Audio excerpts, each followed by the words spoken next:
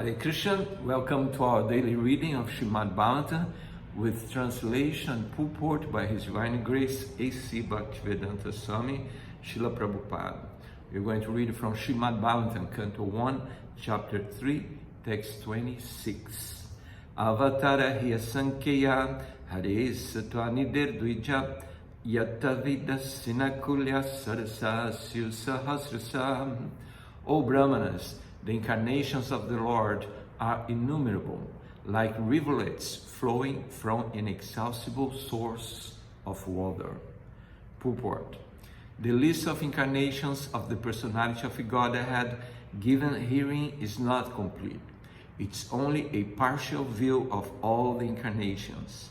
There are many others, such as Śrī Hayagrīva, Hari, Hansa, Prishnigarbha, Vibhu, Satyasena, Vaikuntha, Sarvabhauma, Viswaksena, Dharmasatu, Sudama, Yogeshra, Brihad, Banu, and others of the bygone ages.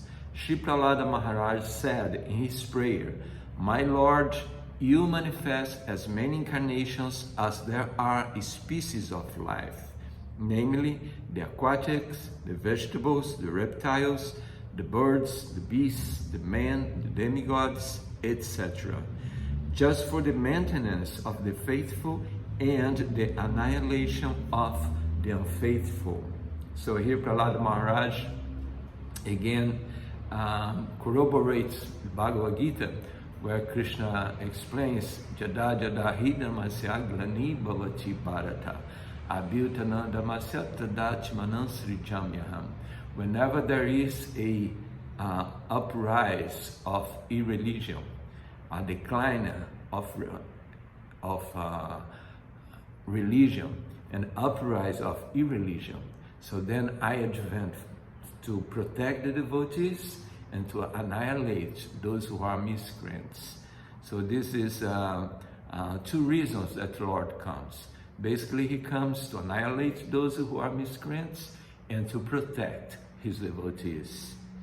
In the Kali-yuga, you have incarnated, garbed as a devotee. You advent yourself in this way in accordance with the necessity of different yugas. So Prahlāda Mahārāja in the Śrīmad Bhagavatam, he describes the advent of Lord Caitanya Mahāprabhu. But he doesn't say that Caitanya Mahāprabhu is God. Because Caitanya Mahāprabhu, he is God, he is the Supreme Personality of Godhead. But he descended as a devotee. He didn't descend as God, as an incarnation of God. And he didn't like that.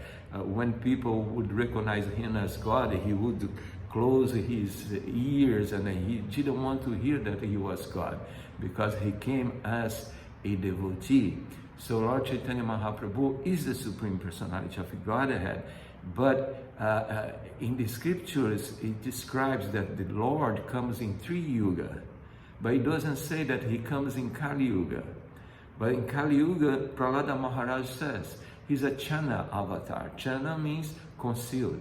He's hidden. He doesn't reveal himself as an avatar, but he reveals himself as a devotee.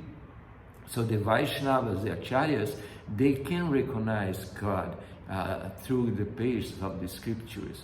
Because if you read the scriptures, not easily you're going to find that Caitanya Mahāprabhu is the Supreme Personality of Godhead. But the Vaishnavas, Acharyas, they can decipherate that. They can find the real meanings of the scriptures, like in this verse, where Prahlāda Mahārāja explains. And in the Chaitanya Charitamrita Madhya Lila, it says, "Kali-yugi lila avatārā kare Bhagavam, ata eva tri-yuga kari kahi taranam." Yes, he comes in a concealed incarnation. He comes as a devotee, in the garb of a devotee. So there are many other places, both in the Bhagavatam and in other scriptures, in which the incarnation of the Lord as Śrī Caitanya Mahāprabhu is explicitly mentioned. In the Brahma-saṁhitā also it is said indirectly that although there are many incarnations of the Lord, such as Rama, Nrsimha, Varaha, Matsya, Kurma, and many others, the Lord himself sometimes incarnates in person.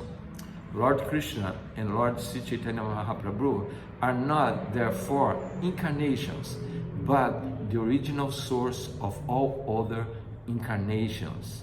So it has to be very clear for the devotees. Caitanya Mahāprabhu is not an incarnation.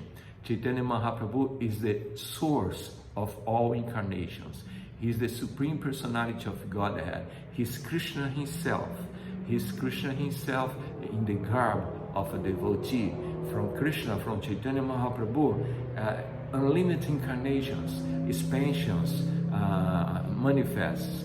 Like Krishna personally, Swansa, avatārā, and then Vibhinasa, unlimited incarnations. Like from Lord Krishna, Vasudeva, Pradyumna, Sankarsana, Niruddha, Baladeva, and then again the quadruple expansion. But Lord Krishna and Lord Chaitanya, they are the source of all incarnations. So, when Krishna is in Vrindavana, Krishna, he never leaves Vrindavana. He's always in Vrindavana, in his own Swarupa, in his own transcendental form. When he leaves Vrindavana, then he accepts different incarnations, manifestations. For example, in Krishna Lila, Krishna is in Vrindavana, but when he goes outside of Vrindavana, when he goes to Mathura, when he goes to Dwarka, it's not Krishna that is going to Dwarka. It's not Krishna that is Vasudeva, his plenary expansion as Vasudeva.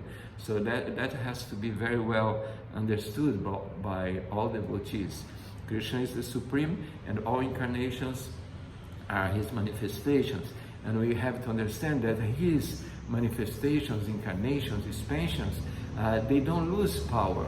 It's not because it's an expansion that is not the same as the Supreme Personality of Godhead. Prabhupada gives the example of a candle. There is the original candle, and you light that candle, and from that candle you can light so many other candles. So the candles, they manifest the same brightness, the same light, but there is the original candle. The original candle is the Supreme Personality of Godhead, Shri Krishna and Śrī Caitanya Mahāprabhu. So the Lord is the inexhaustible source of innumerable incarnations, which are not always mentioned, but such incarnations are distinguished by specific extraordinary feats which are impossible to be performed by any living being. Again, as we said in previous lectures, that we cannot just pretend that we are God. There are so many incarnations of God.